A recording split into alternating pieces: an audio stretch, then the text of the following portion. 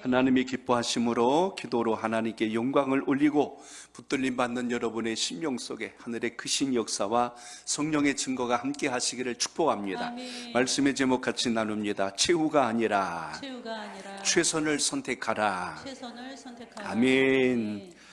한 4주간 여호사밧 왕의 기도를 통해서 우리가 하나님 앞에 어떤 결단을 가지고 기도의 자리에 서야 할까 하는 것을 함께 나누고자 합니다.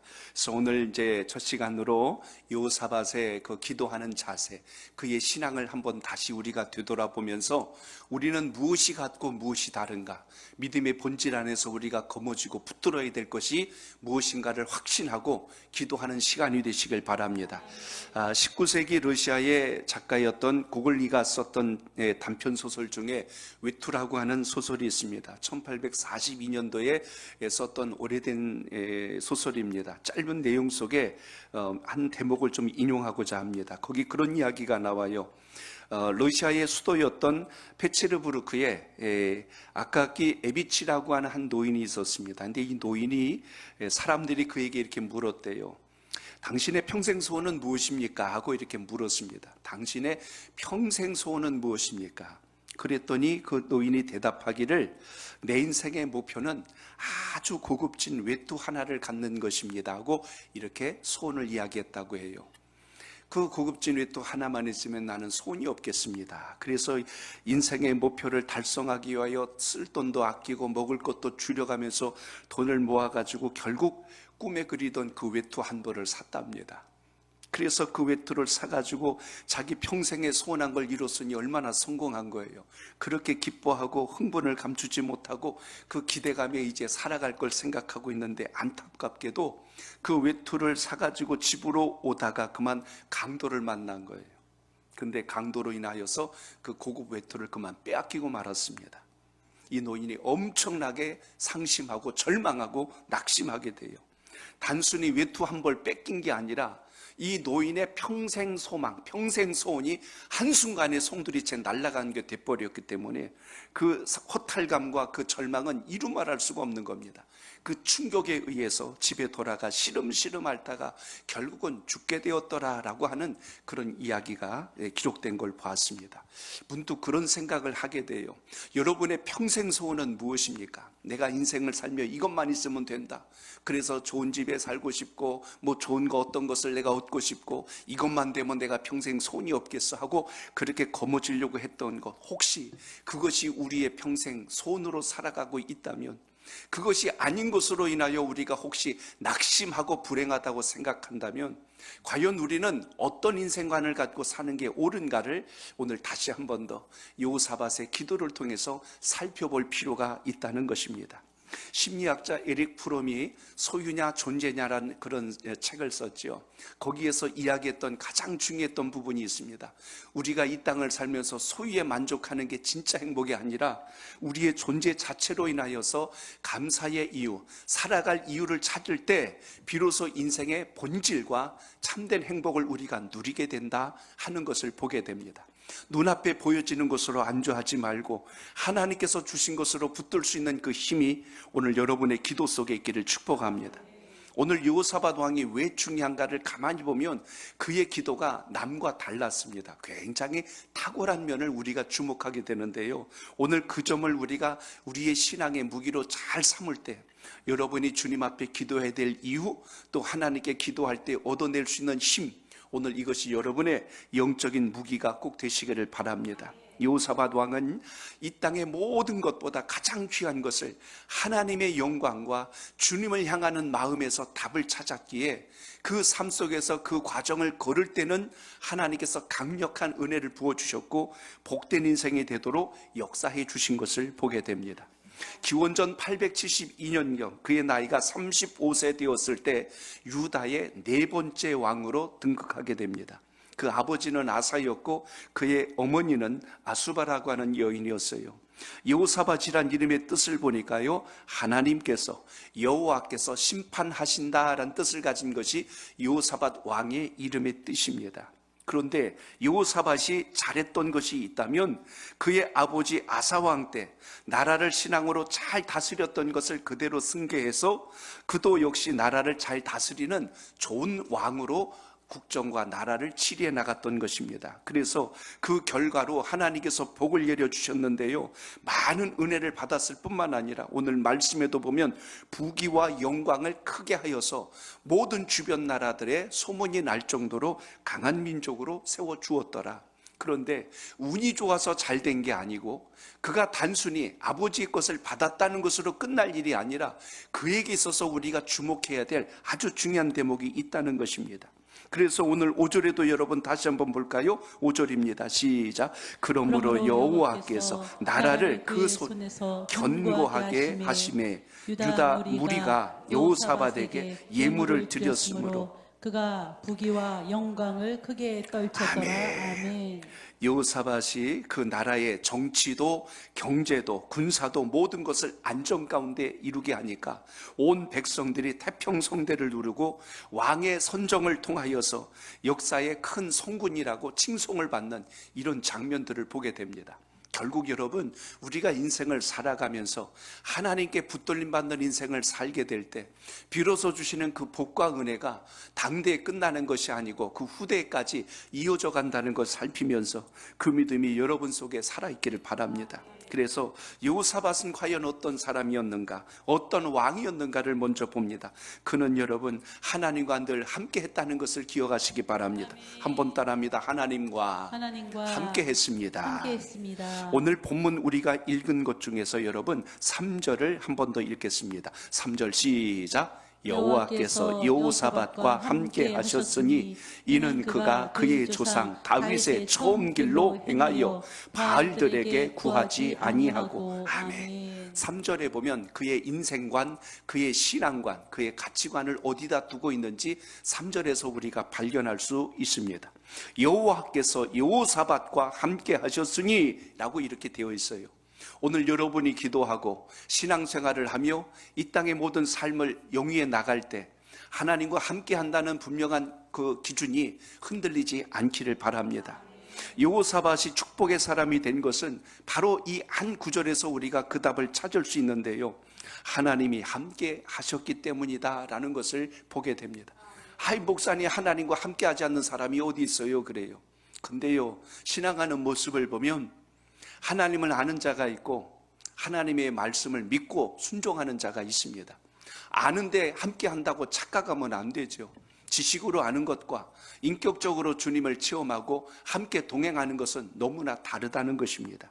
그래서 오늘 이 세상에서 가장 복된 사람이 있다면 하나님과 깊은 영적인 교제를 통해서 함께 할 때 복이 된다는 걸 잊지 마시고 오늘 금요 기도회를 통하여 더 뜨겁게 더 깊이 주님을 인격적으로 만나는 시간이 되시길 바랍니다. 반대로 이야기한다면 이 세상에 가장 불행한 사람은 누구일까? 그것은 바로 이 땅에서 하나님을 만나지 못하고 하나님을 떠나버린 인생들이 가장 불쌍하고 가장 안타깝다는 것을 보셔야 합니다. 물고기가 물을 떠나서 살 수 없듯이 기차가 레일 위에서 탈선해갖고 빨리 가겠다고 발버둥을 친들 갈 수가 없는 것처럼 우리가 하나님께 지음받은 인생이기에 마땅히 주님을 만나고 주님 뜻대로 사는 게 가장 복이 있다는 사실을 오늘도 뼛속 깊숙이 새기셔서 하나님의 역사 안에 거하시길 바랍니다. 믿음의 사람은 주님 안에 있을 때가 제일 복되다는 걸 잊지 않길 바랍니다. 누가복음 15장에 보면 탕자의 비유가 나오는데요, 그 둘째 아들이 자기 몫을 미리 챙겨갖고 집을 나가서 거부가 될 줄 알았어요. 엄청나게 잘 살 줄 알았어요. 그런데 그가 언제 회복이 됩니까? 아버지께 돌아와서 비로소 아들의 신분이 회복됐고 이전과 같이 그가 다시 모든 것이 제자리로 돌아오는 것을 말씀 속에서 보게 됩니다. 그렇기 때문에 우리의 삶에서 가장 복된 때가 언제냐? 주님 안에 거하고 말씀 안에 거하고 주님과 동행할 때임을 잊지 않길 바랍니다. 그렇기 때문에 성경은 창세기로부터 요한계시록까지 계속하여 우리에게 강조하는 메시지가 있습니다. 바로 임마누엘의 신앙, 여호와께서 나와 함께 하시니라, 여호와께서 우리와 함께 하시니라. 이 함께하는 신앙을 통해서 주님을 깊이 만나는 역사가 있길 바랍니다. 예수님께서 승천하실 때 마지막 남기셨던 말씀이 무엇입니까? 마태복음 28장 20절에 보면 볼지어다 내가 세상 끝날까지 너희와 항상 어떻게 해요? 함께 있으리라. 믿으시면 아멘. 그래요. 주님은 오셨다 출장 가시는 분이 아니고, 주님은 왔다가 사라지는 분이 아니고, 한번 우리 가운데 내주하신 그 주님은 우리가 다시 주님 품에 안길 때까지 영원토록 함께 하시는 분이라는 걸 확신하고 믿음의 자리에 서시길 축복합니다. 하나님께서 함께 하시는 삶이 곧 능력 있는 삶일 뿐만 아니라 승리하는 삶이 된다는 걸 잊지 않길 바랍니다. 사람에 의해서 평가받고 거기에서 안주하는 인생이 아니고 하나님의 부르심을 따라 주님의 기뻐하시는 그 일을 통하여 하나님께 영광된 인생으로 살아가는 사람, 그게 그리스도인이요 하나님께 속한 자요 복 있는 삶이란 걸 기억하시기 바랍니다. 모세를 여러분 생각해 보세요. 미디안 땅에서 40년 동안 양을 치며 살았어요. 하나님과의 어떤 교제가 전혀 없었던 것 같습니다.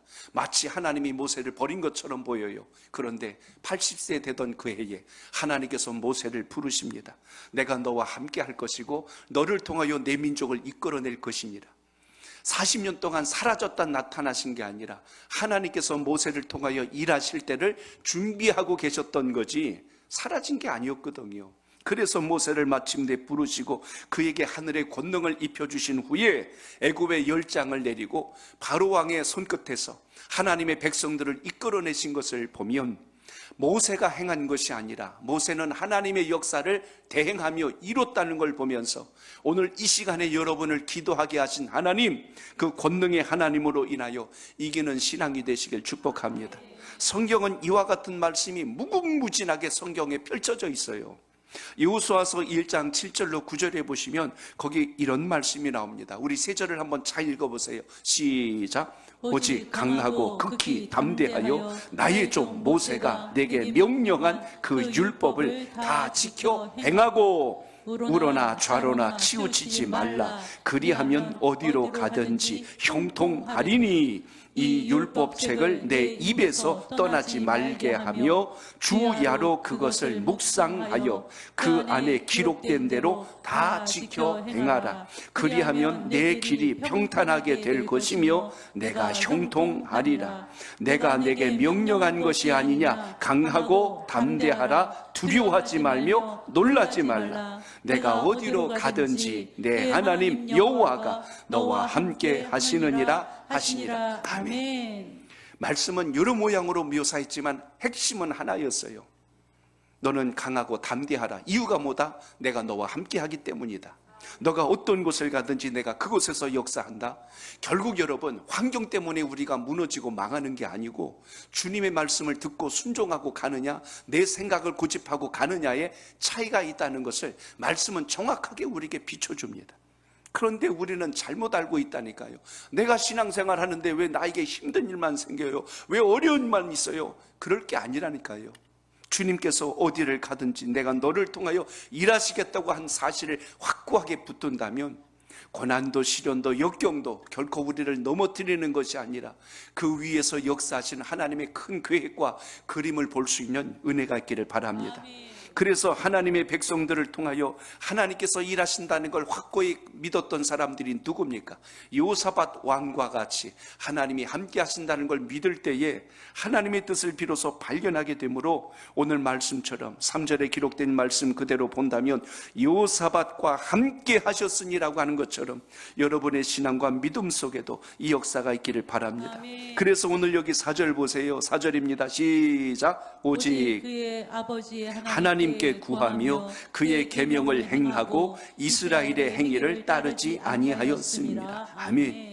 오늘 여러분과 나눌 말씀의 주제들이 오늘 3절, 4절, 그리고 5절, 6절에서 그 답을 우리가 찾을 수가 있는데요. 4절의 말씀을 보면 동행한 자에게 주시는 축복이 나옵니다. 오직 그의 아버지 하나님께 구하며, 이제 우리가 무엇을 놓고 누구를 향하여 기도해야 될지 대상이 정확하게 기록된 것을 보게 됩니다. 그러므로 오직 여호와 하나님 외에 다른 어떤 것에다 우리의 소원을 두거나 뜻을 정하는 것은 하나님께서 기뻐하신 일이 아니라는 걸 기억하고 말씀 가운데 거하시길 바랍니다.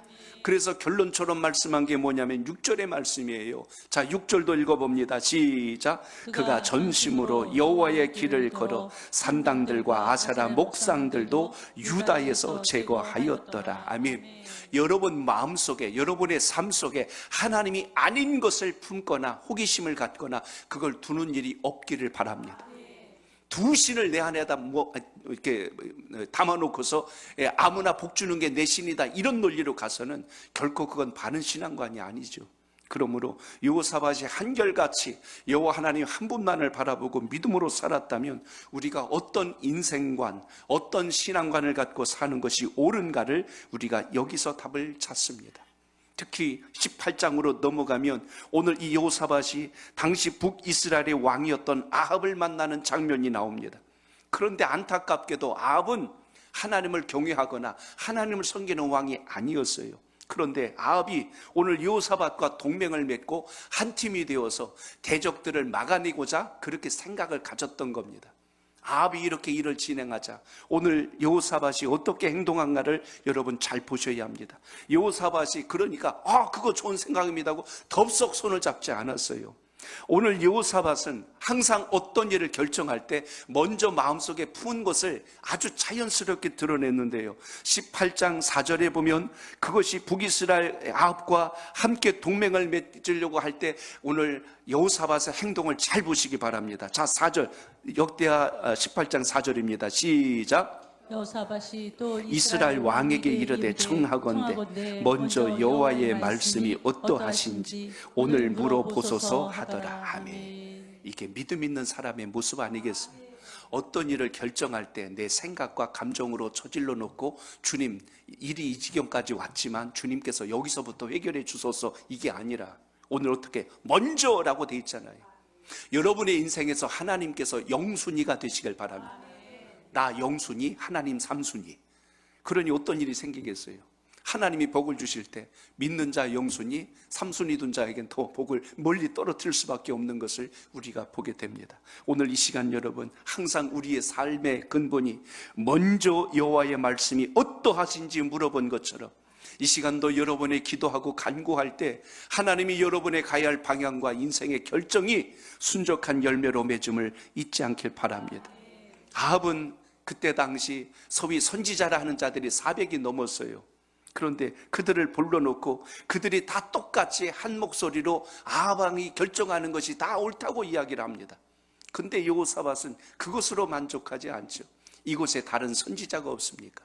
그 말로만 우리가 들을 것이 아니라 하나님께 물으셔야 될 거 아닙니까? 여호사밧은 숫자가 많다고 그들의 말을 경청한 게 아니라 여호와 하나님의 뜻을 물었다는 사실을 여러분 기억하시길 바랍니다. 그래서 다시 한 번 더 아합 왕에게 재차 요구를 했는 장면이 거기 역대하 18장 6절 우리 6절 한 번 더 봅니다. 6절 시작. 여호사밧이 이르되 이외에 우리가 물을 만한 여호와의 선지자가 여기 있지 아니하니까 하니. 아멘. 이처럼 여러분 세상에 속한 자들이 무리를 짓고 집단적 이기주의로 이렇게 하는 것이 옳다고 막 주장을 펼칠 때에 거기에 묻어서 어쩔 수 없이 끌려간 것이 아니라 하나님은 우리에게 무엇을 원하시는가, 주님은 우리에게 무엇을 기뻐하시는가를 볼 줄 아는 믿음의 통찰을 가지고 기도할 수 있기를 바랍니다. 오늘 새벽에도 그런 말씀을 드렸어요. 사람의 소리와 사람의 말에 의해서 휘둘리지 말고 하나님께서 주신 은혜와 본질을 붙들고 사는 믿음의 사람이 되는 것이 하나님의 백성임을 잊지 말고 그 기도가 있기를 바랍니다. 그러니까 여기서 이러면 이렇게 끌려가고 저기서 저러면 끌려가고 그게 아니잖아요. 어떤 아버지하고 아들이 나귀를 가지고 시장에다 내다 팔려고 그걸 데리고 가니까 사람들이 그랬대잖아요. 아이고 저 나귀 타고 가지 저걸 그냥 끌고 가네. 그랬더니 그 아버지가 올라타고 막 이렇게 갔잖아요. 그랬더니 또 사람들이 만나서 그랬대요. 아유, 저 나귀를 저 아버지가 애는 밑에서 저 땀 뻘뻘 흘리고 가는데 혼자 타고 가네. 이렇게 해가지고 애 둘이 야 너도 타야 되겠다 하고 둘이 타고 또 가니까 또 사람을 만났어요. 그 사람들이 뭐라고 그러겠어. 아이고 저 연약한 나귀에 2명이나 올라타고 나귀를 저렇게 힘들게 하다니. 그더니 그 두 사람이 야 내려. 그더니 그 다음에 내려버렸어. 그더니 어떻게 했을까? 나무를 하나 가져다가 둘이서 앞뒤로 해갖고 나귀를 짊어지고 가는 거야. 이렇게. 왜 그런 일이 생길까요? 사람들이 이러면 이러고 저러면 저러고 기준이 없고 원칙이 없으니까 휘둘리는 삶을 살아갑니다. 오늘 이 시대를 살아가면서 우리가 다시 한 번 더 여호사밧의 그 자세를 보셔야 되는데요, 먼저 여호와의 말씀이 어떠한지를 오늘 물어보소서. 이 외에 우리가 물을 만한 여호와의 선지자가 혹시 더 없나이까? 항상 하나님의 뜻을 우선하여 물었던 여호사밧, 그를 하나님이 어떻게 하십니까? 그에게 하나님께서 존귀와 영광과 부귀를 누릴 수 있도록 나라를 강건하게 세워주시고 정치도 경제도 모든 사회적 환경까지도 안정으로 주신 것을 보면서 믿음의 자리에서는 역사가 있기를 바랍니다. 그래서 여호사밧이 마지막 생애를 마감할 때요, 그도 살다가 중간에 실족할 때가 물론 있었습니다. 그러나 그의 끝자락에 마지막에 그를 평가한 구절을 하나 읽어볼까요?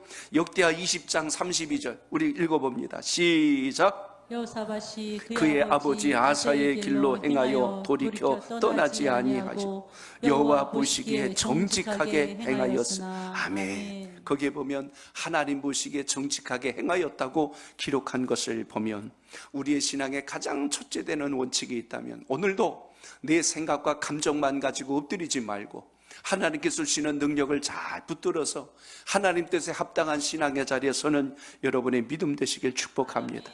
그래서 오늘 여호사밧이 잘한 게 뭡니까? 저를 따라합니다. 모든 것을 하나님께 구하였습니다.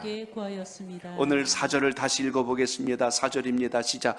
오직 그의 아버지의 하나님께 구하며 그의 계명을 행하고 이스라엘의 행위를 따르지 아니하였음이라. 아멘. 이스라엘이 선지자가 400이나 되고 나라가 강해 보이고 그쪽은 10지파예요. 이쪽 유다는 유다지파 하나만 가지고 지금 버텨내야 되는 상황입니다. 그런데요, 오늘 이런 상황 속에서도 여호사밧의 자세를 보니까 그는 그의 아버지 아사가 믿었던 여호와 하나님께 모든 것을 구했고 그의 계명을 행하고 이스라엘의 행위를 전혀 따르지 아니하였다고 하는 걸 보면서 그가 하나님께 구했다는 이 부분 속에서 앞에 붙은 단어가 오직이라고 그랬어요. 하나님도가 아니고 오직 하나님만. 여러분의 삶 속에 이 은혜가 있기를 바랍니다. 하나님께 나와서 기도하고 하나님을 가까이 하는 사람이 가장 복 있는 인생이라는 것을 오늘 말씀에서 기억하시길 바랍니다. 인생에 문제가 생기고 어려움이 생기면 둘 중에 하나예요. 하나님께 나와 기도하고 하나님을 가까이 하는 사람이 되든지 아니면 하나님을 멀리하고 신앙을 포기하는 사람이 되든지. 그래서 하나님의 뜻을 분별하는 사람은 어떤 취약의 상황에서도 주의 말씀을 의지한다는 것을 잊지 않길 바랍니다. 아무것도 할 수 없는 마지막 순간에 아이고 이제는 기도밖에 할 게 없네 이렇게 하지 말고 가장 먼저 하나님께 도움을 구할 수 있는 믿음의 사람 되시길 바랍니다. 하다 안 되면 기도하는 게 아니라 가장 먼저 하나님께 먼저 도움을 구하고 뜻을 구할 수 있는 그 자세가 여호사밧의 기도였던 것처럼 여러분의 신앙에도 이 은혜가 있기를 바랍니다. 인생의 먹구름이 몰려올 때 그냥 저냥 견디다가 에이 할 수 없지 하고 포기하고 체념하지 말고 우리와 함께 하시는 여호와 하나님을 기억하고 주님께 부르짖고 기도하여서 하나님의 능력을 거머쥘 수 있는 그 믿음의 사람, 그것이 오늘 여러분의 기도가 되시기를 바랍니다. 그래서 우리가 할 수 있는 일을 하는 것이 아니라 하나님께서 하게 하신 그 일을 할 때가 가장 복 있다는 걸 잊지 마시고 기도는 마지막의 선택이 아니라 최우선의 선택이 되어야 된다는 걸 믿고 기도하시길 바랍니다. 3번 따라합니다. 기도는 마지막 선택이 아니라 최우선의 선택이 되어야 합니다. 아멘. 오늘 여호사밧의 기도를 통하여 이 영적 원리가 여러분 속에 살아있기를 바랍니다.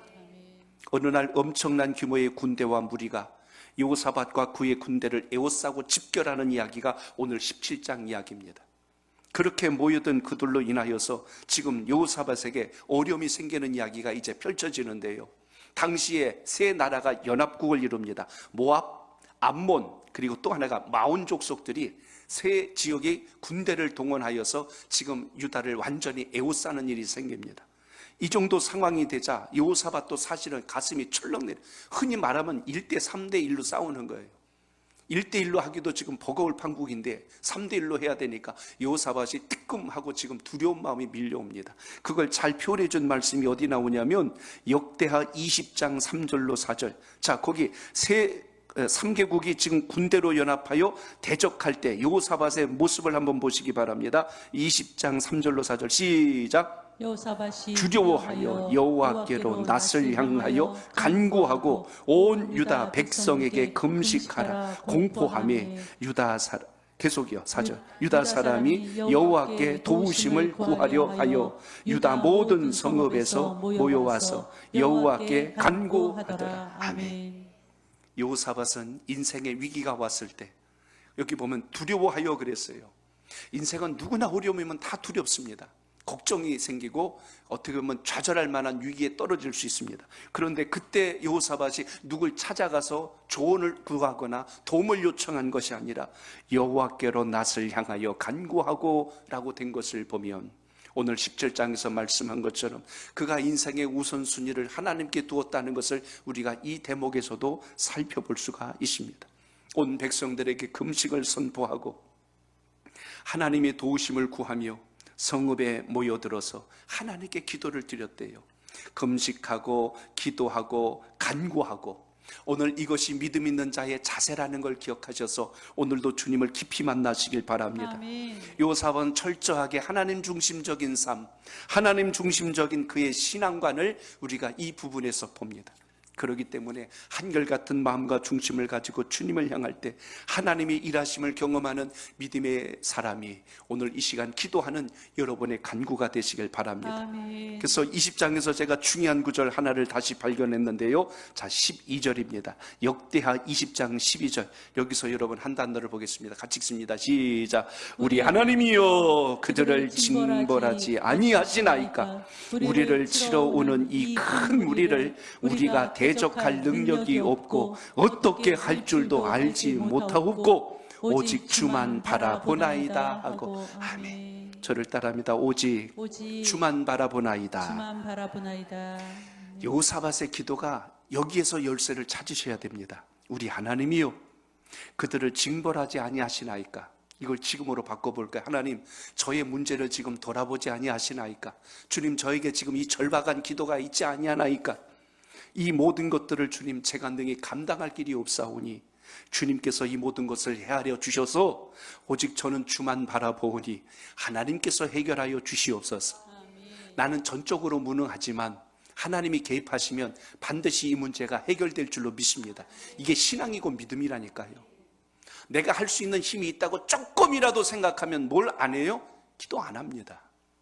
자기 생각대로 하고 자기 경험대로 하고 자기 판단대로 하죠. 그러다가 안 되면 마지막에 기도하죠. 이것도 해도 안 되고 저것도 해도 안 되니까 마지막에 주여 하고 나온다니까요. 주님은 언제를 기다려요? 주님 제가 할 수 있는 일이 아니고 주님이 해주셔야 되겠습니다. 이렇게 전적인 신뢰와 믿음 갖고 기도할 수 있길 바랍니다. 아멘. 우리의 중심이 이렇게 주님만을 향할 때 하나님은 무엇을 구하든지 간구하든지 거기서 길을 내시고 응답하신다는 사실을 잊지 말고 그 믿음이 여러분 속에 있길 바랍니다. 여호사밧 왕을 가만히 보면요 항상 하나님 중심이었어요. 하나님이 그의 신앙의 중심축을 이루고 있었고 그의 초점은 언제나 하나님께 맞춰져 있다는 것을 발견하게 됩니다.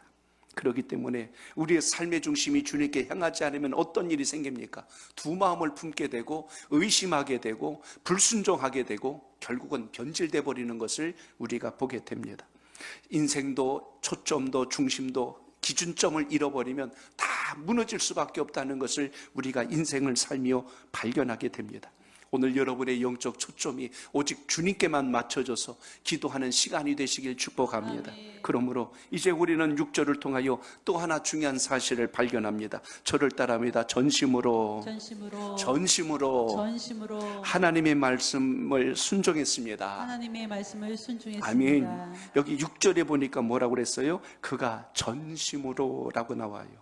전심이란 건 거기에 다른 생각 넣은 거 아닙니다. 오직 주님만 바라봤다고 오늘 말씀한 것을 이 대목에서 봅니다.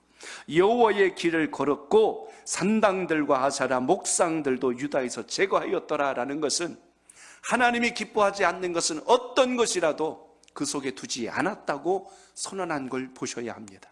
오늘 이 시간 기도하실 때 전심으로 여호와의 길을 행하는, 전심으로 하나님의 기쁘신 것을 붙들 수 있는 그 마음과 정성이 여러분의 기도 속에 오늘도 살아있기를 바랍니다. 아멘. 어느 전쟁터에서 하루 전쟁을 다 마무리하고 그날 모든 이제 하루 싸움에 대한 평가하는 회의 시간이 되었습니다. 총사령관이 그날 전투 상황에 대해서 장교들과 함께 이제 평가를 하면서 총사령관이 이렇게 물었대요. 오늘 전투에서 가장 탁월한 군인이 누구인지 한 사람씩 생각을 말해보라 라고 이렇게 했습니다.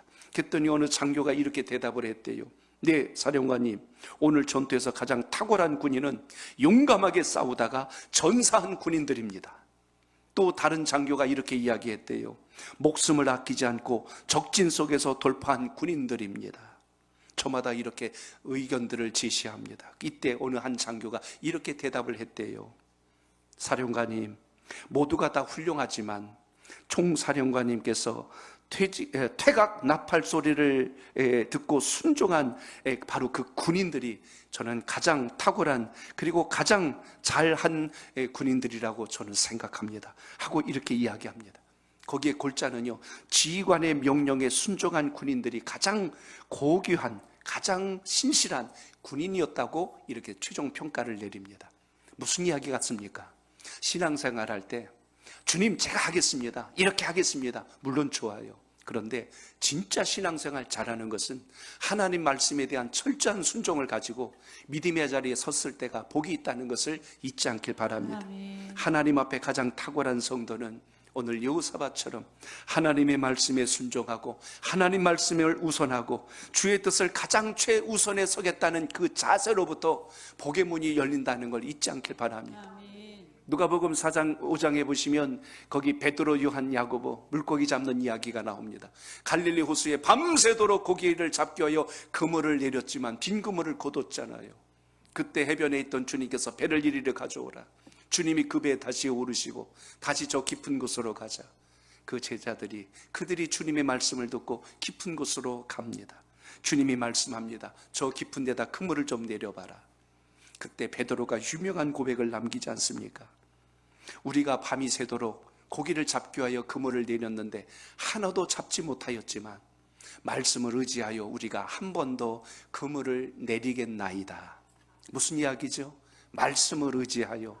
그 다음에 나온 말이에요. 한 번 더. 신앙은 여러분, 아이고 여기서 끝이야 하고 체념하지 말고 주여 제가 한 번 더 주님 앞에 엎드리겠나이다. 이 한 번 더의 신앙이 여러분 속에 오늘 살아있기를 바랍니다. 말씀을 의지하여 내가 그물을 내리겠나이다.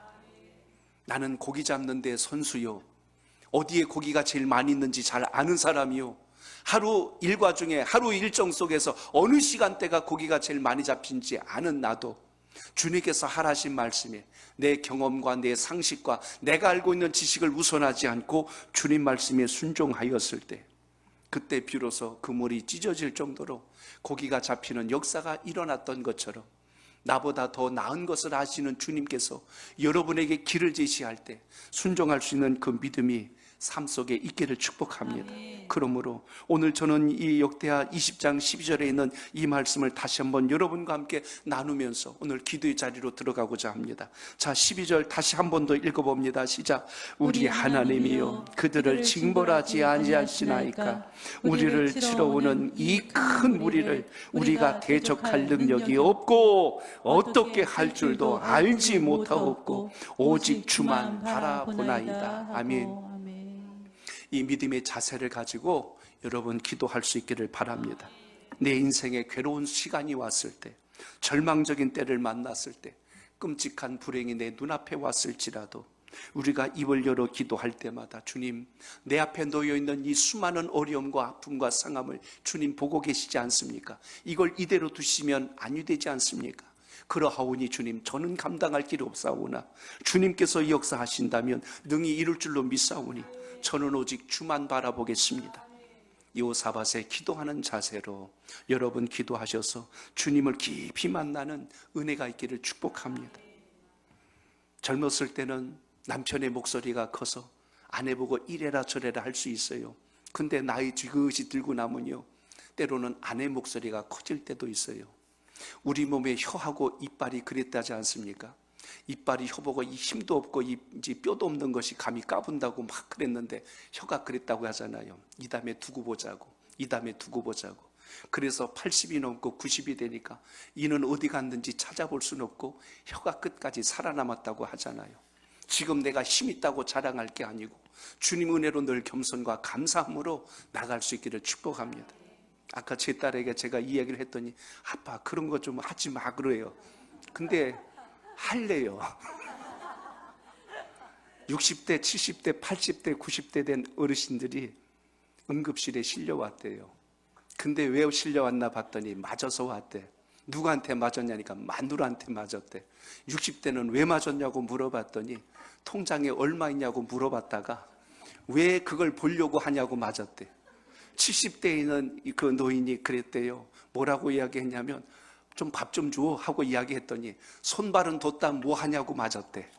80대 된 노인이 그랬대요. 아내가 마누라가 화장을 하길래 어디 가려고 그러니까 뭘 알려고 그러냐고 맞았대. 그럼 90대 된 노인은 뭐에 맞았냐고 봤더니 나는 아무 말도 안 했대요. 아침에 눈 떴는데 눈 떴다고 맞았대. 저는 문득 그 생각이 든다니까요.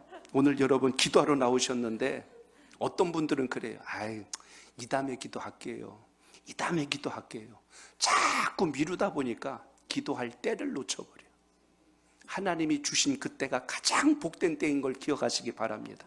지금 여러분 주님 앞에 나오셨잖아요.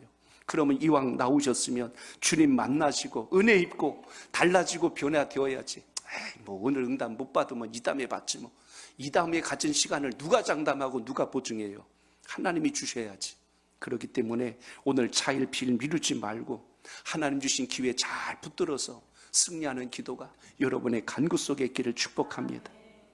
우리 초등학교 때 민방공 훈련이란 게 있었어요. 요즘은 하는지 모르겠습니다. 15일이 되면 민방공 훈련을 했어요.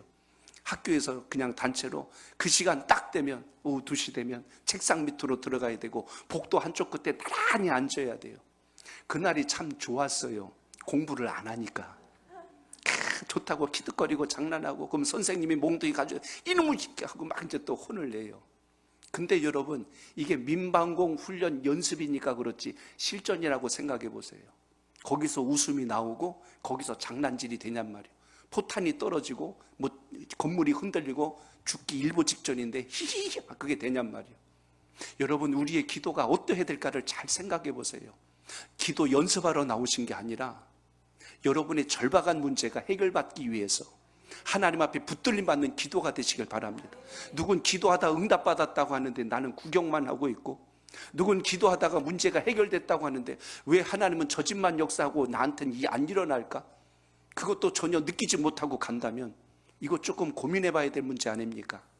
오늘 주님 앞에 나오셨으니 기도하실 때 오늘 여호사밧처럼 오직 주만 바라보나이다, 주도 바라보나이다가 아니라 오직 주만 바라보시며 주님 만나는 역사가 있기를 바랍니다.